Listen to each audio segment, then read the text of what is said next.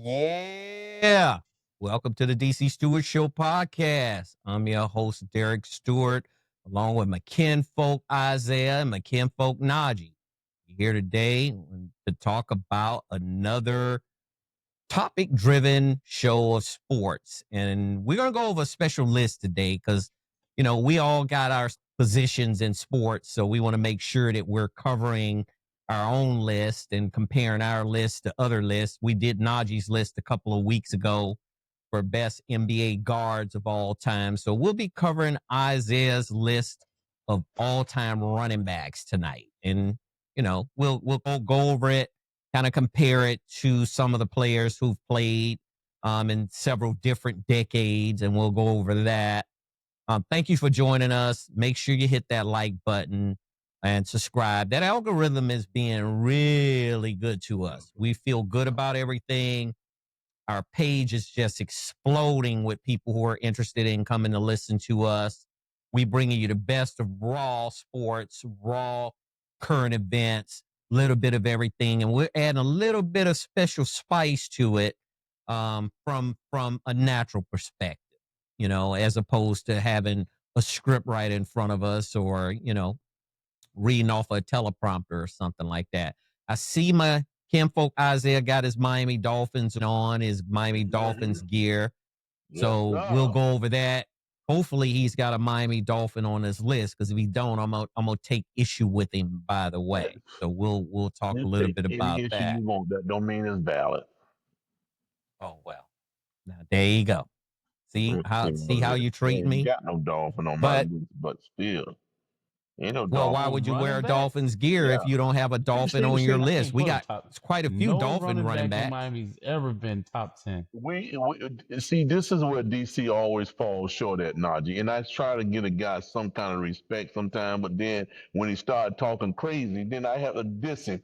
Now there you go. This is a Dolphin. I'm a Dolphin. 305 man. Now we don't have no running back in that top 10, man. We got Merck was good. We got Ricky Williams. I was just getting ready to mention Mercury Mars. Why not? Business being on no top 10 list, man. Even though he's a Super Bowl champion, he ain't got no business being on no top list. From LaDainian Tomlinson to Walter Payton and in between, Mercury wasn't better than nobody on this top 10 list, man. Even though I adored Merck and he was a great integral part of them winning that Super Bowl, but he don't get on this list right here, man. Come on, man. Absolutely. Now, we'll cover over receivers, we might can get Paul Warfield on there, or either Clayton and Duper or somebody, throw them on there. But they won't make this top 10 list like this, man. Come on. I believe it. I'm not being phony about we'll have a deeper discussion about that on into the show. All right, we'll have a deeper discussion. We'll have engagement about it. How about that? And I do want the viewers to look at my list as well, and say what shouldn't have been on there and what should have been on there. Because if you're talking about a football fan, no football fan would put a Dolphin on this list. And I'm not scrutinizing no Dolphin. I'm talking about the best and the brightest of 10 people all time that's on this list. And I'm gonna tell you right now, it was touchy, because there's people that did not make this list, was a freaking beast. Did not make this list, man. So it was a short list. We're talking about 10 people out of how many years of the league? 80-some years, almost 100 years of playing football, and you got a top 10 running back? It's about 100 years in football. That's what I'm saying. And there's a top 10. DC, just be mindful of this, man. Take that tight hat off your head. Take that tight hat off your head. Hey, in your brain. Don't start now. Come on, man. I'm taking issue with it. But anyhow, let's introduce you guys first, and let's go with my first kinfolk, Isaiah. Tell us a little bit briefly about what your weekend went through, and then we'll go to Najee, and then we'll kick off these topics. My weekend was superb. Hey, listen, man. I'm looking forward to the future. Look what I got on. I can pop my collar with my Dolphin gear. Special. So I can do it like the Sil, baby. But anyway, my weekend was nice. Spent a little time with the fam. Went and had a great dinner. it looked like the sky was just going to just drop. But guess what? Not a drip. Beautiful. So now finish the cap off the weekend with my two guys, my favorite guys, Najee and DC. So this is how things What happen. can we say? Yeah. So let's get the party. Doesn't get any better started. than this, Don't get correct? the party. Yeah, don't get no better than this, man, at all. Went over there and seen Absolutely. my little brother today, his family. So man, what can a man ask for? Nothing It's more. a beautiful thing. Yeah. Life is beautiful. It's Life just, is beautiful. listen, man, when you can pick up the phone and I can call my handsome dad and go see my brother and family members, cause you can't get no better than that. Now, if you Can't got get no any better more than that. you be selfish piece of crap. Can't get no better than that. Yeah. So how about you, Najee? Yeah, I won't say that's selfish. That's more just being absolutely greedy. That's what that would be. Just greedy. Like how much more can you actually ask for outside of maybe wealth? But bro, like I tell people a lot of time when it comes to wealth, after you get it, I mean that's it. Even Will Smith, that's been rich basically his entire life after being a teenager. He said there's absolutely nothing else money can do for me. You're like, what am I gonna do? I'm gonna buy another car. What I'm gonna do? Buy another house. What I'm gonna do? Buy clothes, shoes. That's all. What are you gonna do? The funnest part of wealth is actually getting it. That's it. That's true. After you have it, that's it. That's all you're gonna. After you get the money, that is it. Because when you buy a chain or whatever, what you gonna do? It don't really like the excitement is gone after you get it. It's almost like a drug. You're looking for something else to kind of just try to give you another thrill out of it. Like, I need something else. That's why you have stuff like Diddy, like they have so much money and start just doing freak show stuff to have fun. Just something else to get you, just to get that monkey off your back, just the thrill of it. That's all they're looking for is a thrill. Those things with Diddy is just that's unorthodox. That's not normal. Okay, you got people, and I know a bunch of people that's rich. Cat Williams been telling us Hollywood is a freak show. He said this. He said this when I was in high school. Yeah. He said it's 05, 06. He said this in high school. He never mentioned anybody's name, but he mentioned this. He said, what you think in Hollywood is really not what you think it is. It's a freak show. He said this almost 2 decades ago. I guarantee you, all of these people who's claiming rich ain't what's going down, I guarantee they won't want to be poor. Where they got to go walk side of a red light or a stop sign and see somebody and reach out and ask for a few dollars to go buy a sandwich from Burger King, McDonald's, or Popeyes, or one of them restaurants. I guarantee they won't want to trade that. So I will be on the rich side myself. I have to join Isaiah on that. I want to try it at least. Let me try it out. Can I try it? I never said rich is not the thing you will want to be. I'm just saying that's the biggest thrill of it is to get it. But after you get it, I mean, it's nothing really can push you over that threshold again. It's a more comfortable lifestyle. That's what it really is. It makes everything so much easier in life. You don't have to worry about working your butt off to pay anything off. Yeah, but like the money's there. The one thing I'm gonna tell you that can just button everything up now, what we're talking about. When you get there, maybe, let's say, maybe you have gotten everything you aspire to be in your own personal life, but you're going to always have a mother, a brother, a father, relative that you care so much about, and you can surround them. You put them around you and give them that same stuff. Otherwise, they wouldn't have been able to live that life because of you. Your sacrifice, your dedication, and the wealth that you acquire can set off a lot of other people, and that's what it's really, really all about. When you sharing that stuff, when you can share it, me and DC talk about this a lot. We talk about it a lot. Talking about it almost every other day, if not every day. You don't know how much we've been talking about this. All of our, especially all of our adult life, is to bring your loved ones aboard. You know, when you got a camp, when you got a person that you got working for you, you can go out there and buy a nice $500,000 house with a couple of good cars in the yard, and he's setting off his family, and he can take his kids and put them in a good private school, live in a nice neighborhood where you ain't got to hear gunfire, all because of something that you done. Baby, that's motivation. That's inspiring. And you know that's where you get your gratification from. It ain't all about what you can go buy a yacht or an island and all that. It's about them people that surround you, who you love dearly. When you can set them off, that's what it's about. You'll see. Yeah, absolutely. Yep. Absolutely. You got both you guys made some very good valid points. I mean, spot on points. I mean, Najee's points hit home. Your points hit on home, Isaiah. The biggest thing is chasing that bag. That's the exciting part of it. You chase it, then you get to it, and then you have to maintain it, because maintenance is something else. It's just like maintaining anything. You maintain a vehicle, you maintain your house. You get if you get there and then you just say, you know, I don't care no more, then that's when you tend to run into issues, because you're not maintaining the effort to keep what you have. Yeah. But I look at it this way. If you get there, it needs to be that hunger to get even higher. And that's why people think like that, because if you get there and get comfortable, that's when you could potentially run into problems with, you know, losing some of the money or losing your fortune, as opposed to gaining more steam and gaining a bigger fortune. So that made a lot of sense. Yeah. Both valid points did.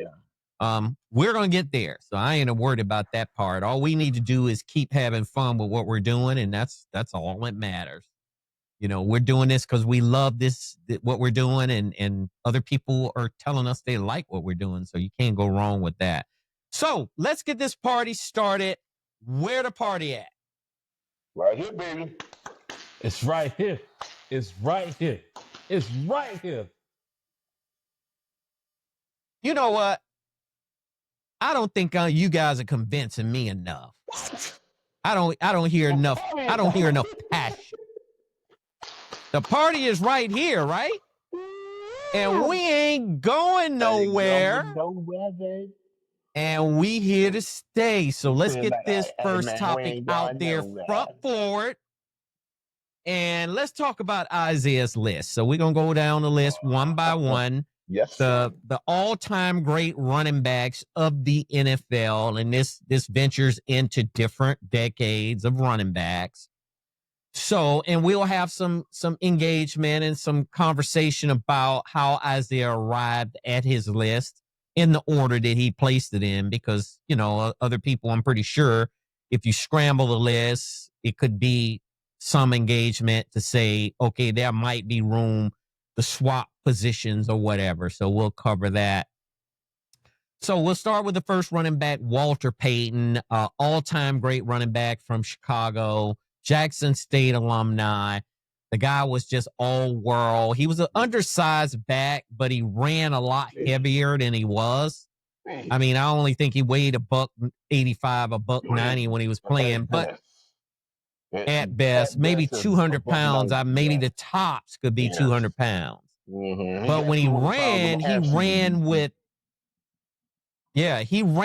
anger. He ran with a vengeance. He ran with his ability to be able to deliver a blow as opposed to taking a blow. So you have to flip it over into your mind and look, the person who's on the other side of scrimmage, you're going to dish the pain to that person as opposed to the pain coming to you. Because if you wait and you don't take it to them first and impose your will on them, they're going to impose their will on you. So Walter Payton was one of the best running backs in the history of the sport that I've ever seen run a football behind his line. And he was a very smart running back because he knew how to use his blocks. He knew how to pivot and run off of his blocks when his lineman would block for him. And once he got into the second level, when it was defensive backs, it was going to be a tough time getting him onto the ground. I'll just say that. One thing, DC, that we covered in another segment is injury. I do not recall ever Walter Payton getting injured. Do you recall ever him sitting out games saying that, oh, I got a twisted hamstring, or I need surgery? Never, nada. I have never remembered him getting hurt as a running back who's getting hit every play. And I'm going to tell you one thing, Najee, I know you're younger than us, but I'm going to tell you right now, when Walter Payton delivered a blocking blow, Tell him, DC, he used to bring the noise. If you was coming in and rushing the quarterback, Walter Payton will level you as a running back, as a That's blocker. true. He will level you. And he was only anywhere between 180 and 200 pounds at best. That's it. At best. And he was Soaking like wet. 5'10", between 5'9" and 5'10", and that's it. But he will level you. Yep. And one of the things that I could appreciate about Payton is he would wind up when he was getting ready to come around and engage a tackler. He would wind up to show that tackler, look, I'm bringing all the shoulder to you I can bring. I'm bringing all the leg spring to you that I can bring. And I'm going to push you backwards. You ain't coming forward. You're not going through me. You're not going to tackle me and tackle through me. I'm going to bring the noise to you and inflict the pain on you. And that's one of the things I appreciated about him, especially in that 85 season when the Bears won the Super Bowl. I believe they went 15-1 that year because the Miami Dolphins was the only team to beat them on a Monday night to keep them from going undefeated. They slaughtered New England in the Super Bowl. I mean, New England, they didn't even stand a chance from the AFC when they played the Bears because the Bears had that 91 defense with Buddy Ryan's defense. I can name Otis Wilson, Dan Hampton, Mike Singletary. I could keep going on and on. Richard Dent. They were loaded with talent. And then they had William the Refrigerator Perry playing nose tackle, which they would give Fridge the ball on the goal line, to make sure that they got that 1 or 2 yards that they needed. So it looks like Walter Payton gained 16,726 yards, which is just unheard of in a league like the NFL. When you're running year in and year out, and we'll revert back to how Payton trained, how passionate he was about getting better each year. He went to the Arizona desert every year and he would put on, rain suits, and he would put on weights, and he would run up mountains and up the side of hills to enhance his strength, to build his legs even stronger.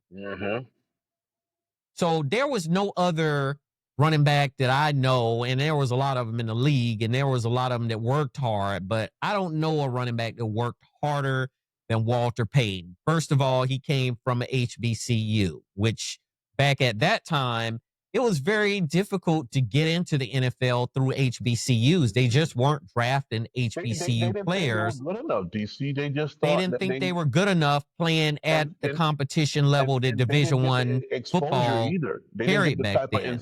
Exposure that they exactly. They very rarely played on TV if you saw them at all. Especially before the ESPN era came into light. That was before. You didn't see any of these HBCUs. You just read about them in the newspaper. The newspaper would cover it and say Payton gained 200 yards or Steve McNair threw for 500 yards when he was at Mississippi Valley State.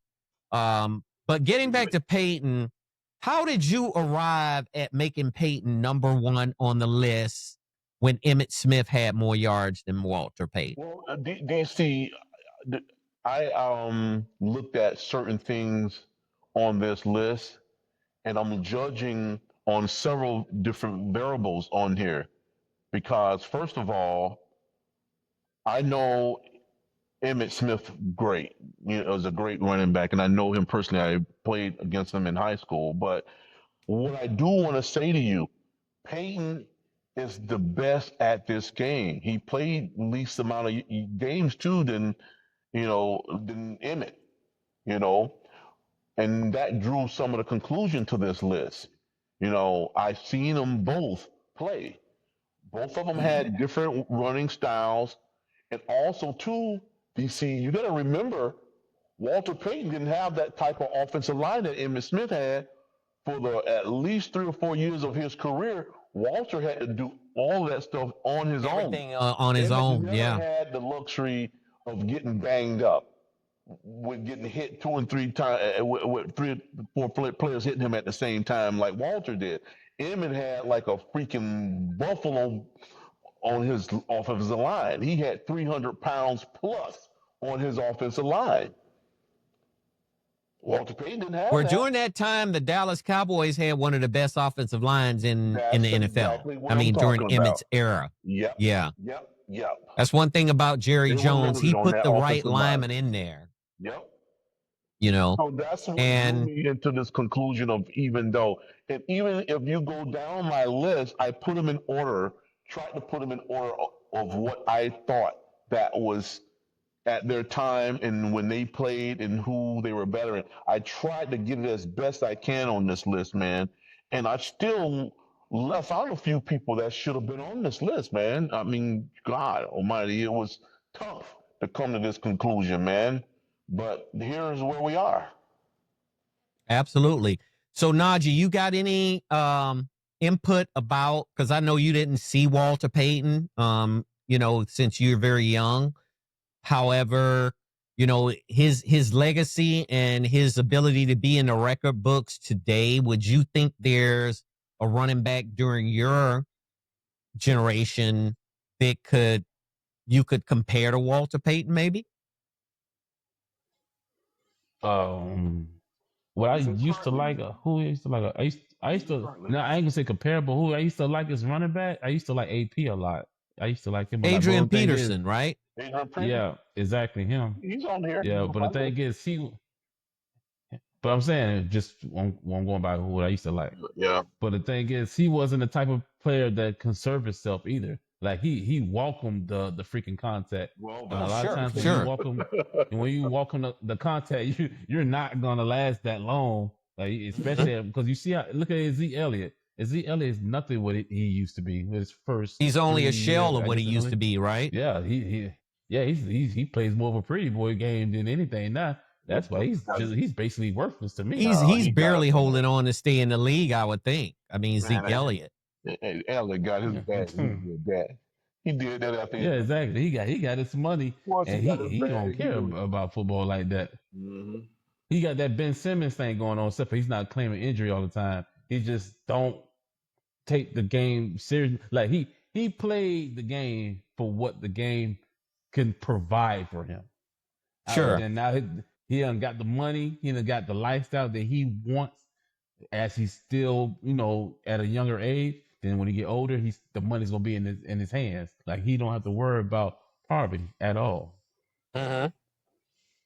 Yeah, the thing that I could appreciate most about Isaiah's placing Walter Payton at number one is one thing was Walter Payton, he never shied away from contact either. I mean, he wasn't the type of running back that would run away from a defender. He would run toward a defender because he wanted to engage the defender and let the defender feel some of the pain. I mean, I saw Walter Payton on a particular play go through two defenders who came in head up, hit him head on.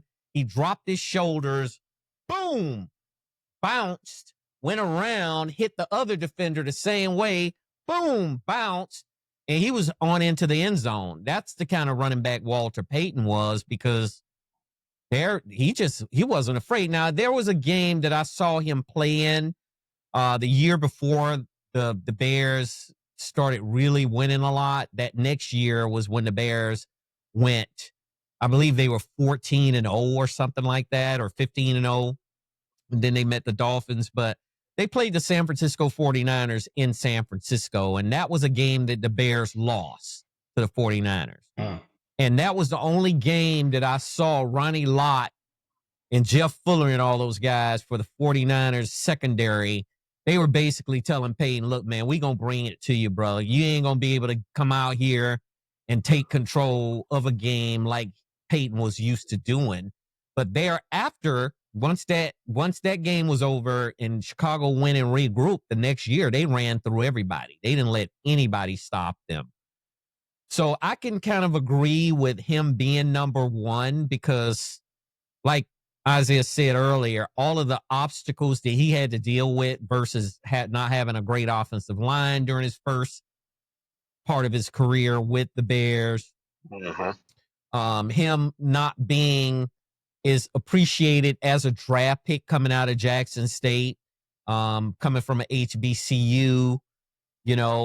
It's just was all together different when it came to that, because Emmitt came out of a Division I school. University of Florida. He played up in the Panhandle in Florida. So he was very popular and well known when he made it to the league. And he only enhanced what he had when he got to the Dallas Cowboys. And Jimmy Johnson was able to parlay that team and put together a championship team. I still say today, Jerry Jones made a massive mistake by allowing Jimmy Johnson to leave because it was an ego thing. Jones wanted all the credit. And he just, I think there was a interview that Jimmy Johnson was saying. Jones says, look, I made my wealth doing this. I just need a little bit of getting into some credit of being able to get credit for some of these championships. And that's why he kind of, him and Jimmy kind of had a falling out as far as from my observation of it, because he wanted to draft the players and he wanted to make the calls and try to take credit for a lot of that. And that's Jerry's way of doing it, That's just Jerry Jones. And that's why the team hasn't been the same. That selfishness cost him, DC. It did. It cost him everything. It cost him championships. It cost him a legacy that would never have been forgotten. I think the Cowboys would have overtaken the 49ers as a dynasty back then. Yeah. So anyway, let's move on to number 2, Emmitt Smith. We just got through talking about Emmitt Smith. 18,355 yards. How did you get to Emmitt Smith being number 2? Isaiah, tell us a little bit about why you think he should be above Barry Sanders, as far as I'm concerned. You see the yardage? You see their yardage? I do. The yardage difference I do. is all. I think Barry could have been number 1 if you think about how fast he was calculating these yards without the type of line that Emmitt had. Emmitt is no doubt and no question about the enormous talent that he has, but Barry was super elusive. He would make you tear your ankles out of socket. He was super, super talented with stopping on a dime, shifting in another direction. In 2 steps, he was full speed. That type of back was crazy at that time. When you break down and get in position to lay the wool on him, he would switch directions, leave you standing in your tracks. But he didn't have the type of line that Emmitt had, but he still had the same type of yardage that Emmitt had at the time. And he just up and quit. And he up and quit because his career was shortened. I mean, he decided to leave the game, and that's probably what shortened him from Emmitt.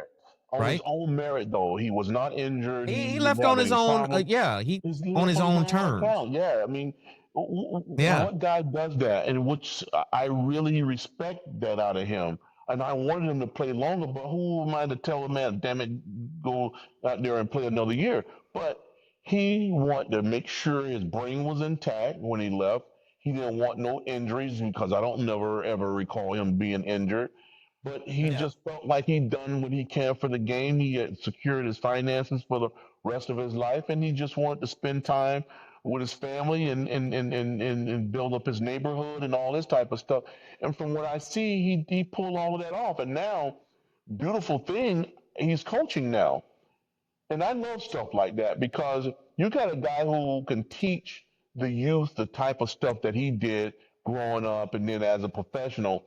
And I never, ever heard any negative stuff about him being in trouble off the field and getting in any kind of trouble off the field, which is good because, we need that type of leadership and people to admire and to look up to. And Barry is one of those guys who you can clearly look up to, man, because he never had like an issue with pay. I never remember him holding out because he was very quiet too. He didn't speak a lot. Quiet about it.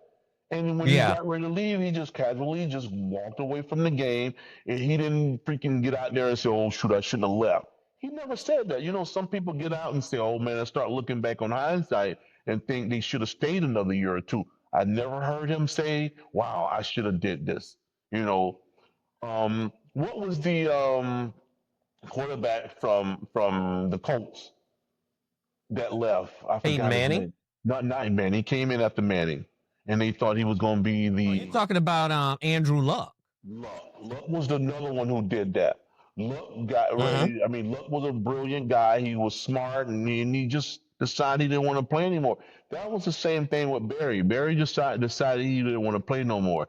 You know, he had other life after football. So that Luck, these guys walked out of here without saying that I should have done this. They left everything on the table and they out doing something else with their life, and which is something to admire. And I really love to see a guy who have a beautiful career. They left on their own merit, and they have to worry about anything where they said, "Oh shoot, I didn't make enough money now. I need to enhance my life again." Nah, they left out of here on their own will. Nobody pushed them away. It wasn't like the contract wasn't right. No, as a matter of fact, when Luck left, the owner of the Colts let him, keep that money He that kept was all the accrued for money. the cousin. He Yeah, allowed him to keep his contract keep the intact. Yeah. contract. Yep. He didn't ask for any money back Nope. since he had left the game. Because he left in And the that's middle the of the kind of contract. character that Luck had. That, look, you know what? You've contributed to this franchise. Yep. We appreciate everything. Have a great life. Enjoy the rest of your life. And that's how Jim Irsay, that's how he operated. I mean, Jim Irsay was a damn good owner, in my opinion. I mean, he had his pitfalls, off outside of the Colts organization, but beyond that, he took care of his players. He took care of his coaches. He took care of his organization like it should have been taken care of. So now I have a question for Najee.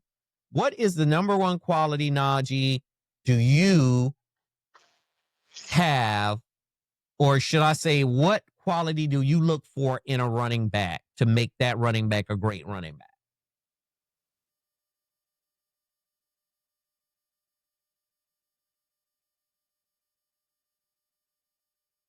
Do you have a quality? He looked like it's muted. Oh yeah, focus. Yeah, him being focused and being very determined of what you got going on. Because we were just talking about with Zeke Elliott, he guess what? He's nothing of what he was. So he's not determined to do anything. He doesn't even have any goals anymore. Only thing he does is just sign a dotted line and give you literally the bare minimum, of his game. So by you to be focused, that's one thing I can give like LeBron, even though that's basketball. Even as long as he's played, he still has a plan that he wants to go by. He's been playing since 2003 in the NBA, and for some reason, he still have a strong focus in what he wants to accomplish. He has a goal he wants to get. It's been past 2 decades, and he still wants to accomplish it. Absolutely. So is there any physical intangibles you think, because I know your team, the Baltimore Ravens, has Derrick Henry. Yes. What's the number one quality? Do you look for speed? Do you look for agility, or a little bit of both? I need both. I need both. That's one thing I can get. And Derrick Henry has 3 of them. He has agility when he wants to be. As strong as he is, he's still fast. He is Sure. fast. Yeah. He is fast to be as strong as he. Normally, you don't have both as a running back. It's either you're a power running back and you have no speed, or you have somebody that's fast and barely can take a hit. He can do both, or he can do all 3 of them things, and that's what you definitely do need. So even when he can't avoid somebody, he's gonna knock them over. So that's the beauty about Derrick Henry, and then he's pretty durable too for a person that actually takes a lot of hits. To be honest, he's really durable. So because he can run between the tackles. He could run outside. He could run inside. I mean, there's no area on the football field that Derrick Henry cannot exploit a defense or exploit defenders to make them not be able to come up and tackle him or make them miss. I've seen him do a lot of that over his time. So, that's the most impressive part. And that is what you just mentioned is the same qualities that I look for in a running back as well. I almost played running back when I was at. You don't want him to pick up no speed. You pick up his speed, might as well just get out the way. Oh, you can forget it. Now that you could dive at his legs with the speed. You could try to dive at his legs if you can catch up to him. A lot of times that don't stop him. But a lot of times that don't even stop him. He stumbles, but then he's still taking off. Exactly. That's the type of training he does. He does a lot of, I see him, he does a lot of training off balance. So when he's off balance, he's actually comfortable being off balance while he's running. I've seen some of his training. Like for example, if he's on one of those little off balance stoops, he's like this, and then you got people pushing him, and he's pushing them out the way. So imagine that you're Exactly. almost falling, and you the one that pushed him out the way, out of the situation. That's crazy, man. So far we've covered the first, second, and with Barry Sanders being the third. Let's talk a little bit about Jim Brown, Isaiah. How did you put Jim Brown in this mix at number 4? Well, let me show you what I seen with Jim Brown.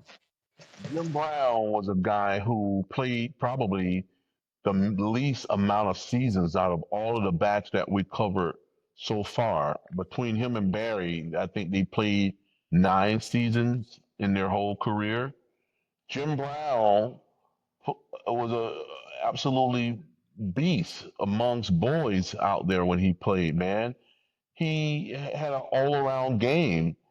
They were sorry. His team was sorry. They only had Jim Brown. The Cleveland Browns. Yeah, they The were Cleveland sorry Browns, yeah. at the time, man.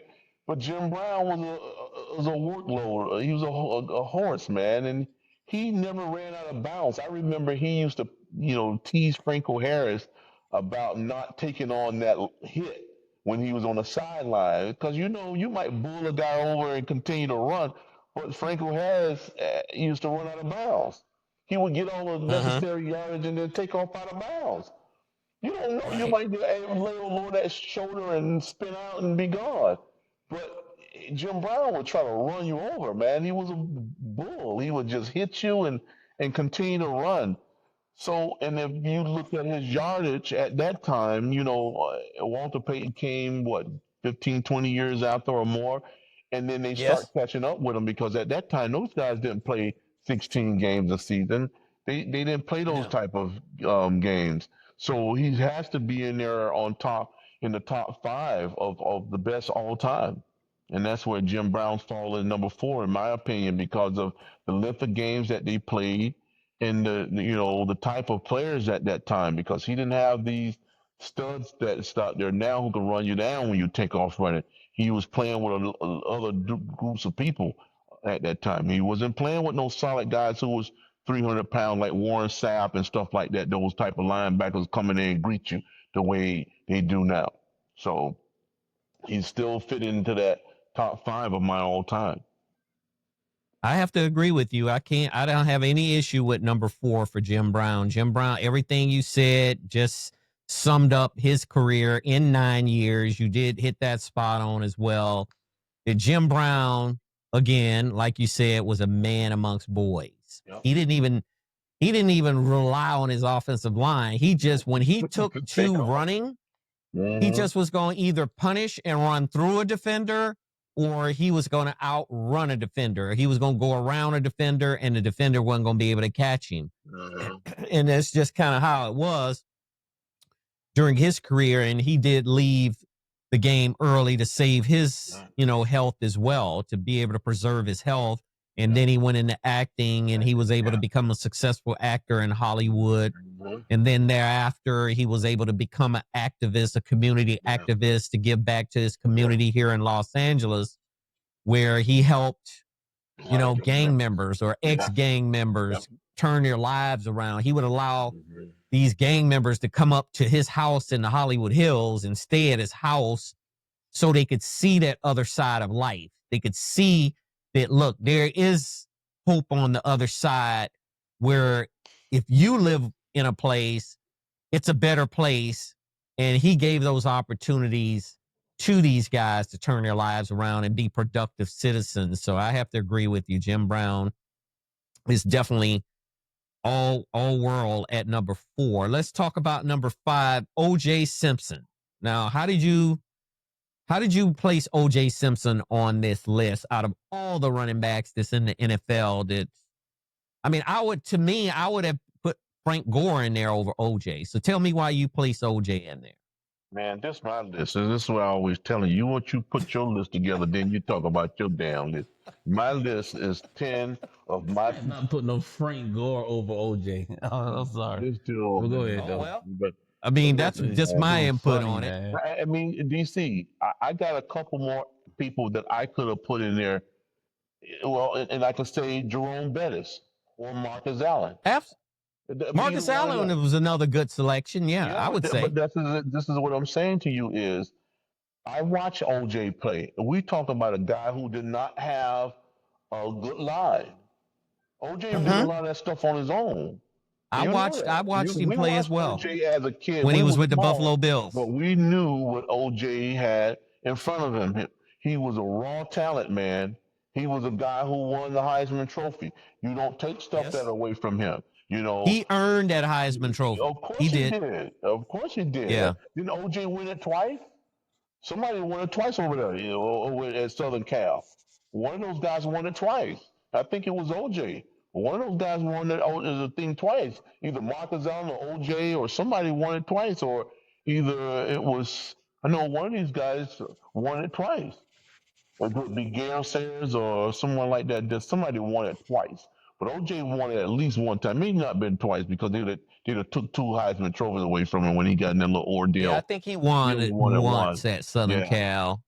hmm But somebody won it twice. So Maybe it was Gale Archie Sayers. Won it Griffin twice. at Ohio Yeah, State won it twice. Okay, yes. Yeah, no one at Southern Cal won it Yeah. twice. Yeah. Got So mixed up with Archie Najee, Griffin. you Archie say Griffin. O.J. Simpson. How can I place Frank Gore over O.J. Simpson? Why would you come to that conclusion?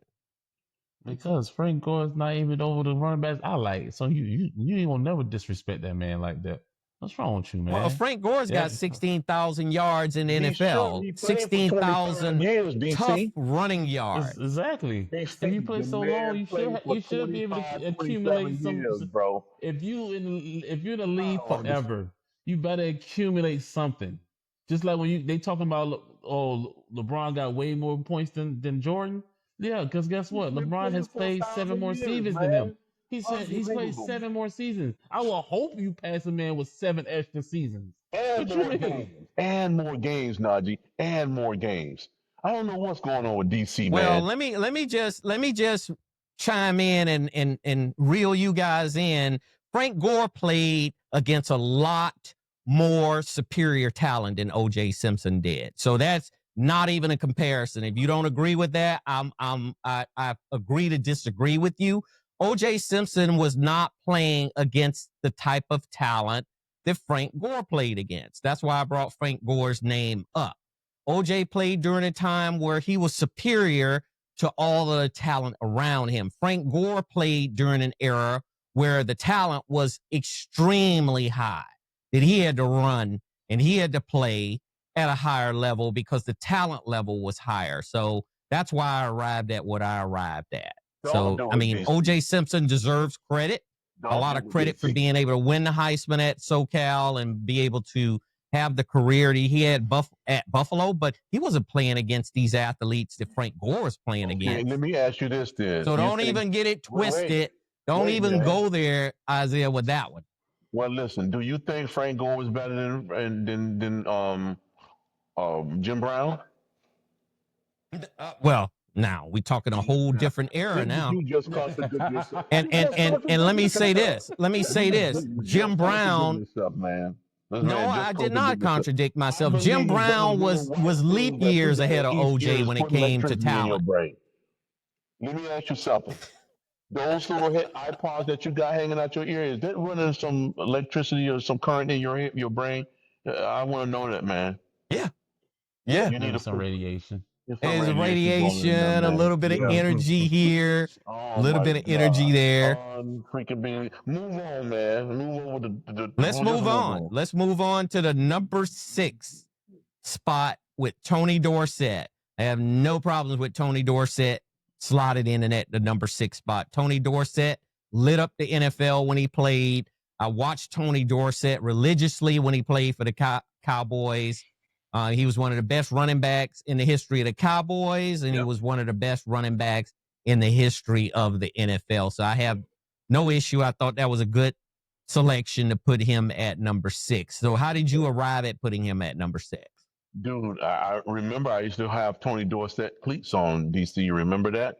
He would just. That's why I always give you grief when Dallas lose, right? Because you've always followed Dallas. I followed Even though Dallas you're a when 305 guy now. but- You're a but 305 guy, right? Yes. See, look what I got on a night where we're talking about somebody who's not even on the list at all. We have nobody on the list from the Dolphins, okay? We might talk about that when we talk about offensive line or linebackers or something like that. But Or even not- receiver like quarterback. you mentioned earlier, right? Yeah. But see, Dorsett was a guy who was sometimes arguably the fastest one in the NFL until he got ran down on that Monday night by Darryl Green. I saw that. Darryl Green ran him down on a But- Monday but- night. I but remember that Dorsett- play. Yeah, Dorsett was a good running back, man. He was a Heisman Trophy winner as well at the University of Pittsburgh. And he made a really high mark on the NFL. Dude, the guy was just an amazing football player. And you got to honor him in that such because Dorsett was just amazing to see. He used to give this star back the open space to throw down to Dorial Harris and the rest of those guys because they so afraid of Dorsett breaking a long one on them. The receivers would be open. You know, he was an integral. You're part talking of the about Drew offense. Pearson and Preston Pearson and all those guys, right? For the Yes, Cowboys yes. back then. Oh, yes. Yeah. Mm-hmm. Golden Richards, Yes, those man. guys. Yep. Yeah, I remember Mhm. that Cowboys roster back then. Yeah, it was amazing, man. Amazing team they had. Yeah. You've reached the end of another episode of the DC Stewart Sports Talk podcast. Be sure to connect with us at Facebook and Twitter.com. Your voice is important, so head over to iTunes to subscribe, rate, and leave us a review. Catch our next episode.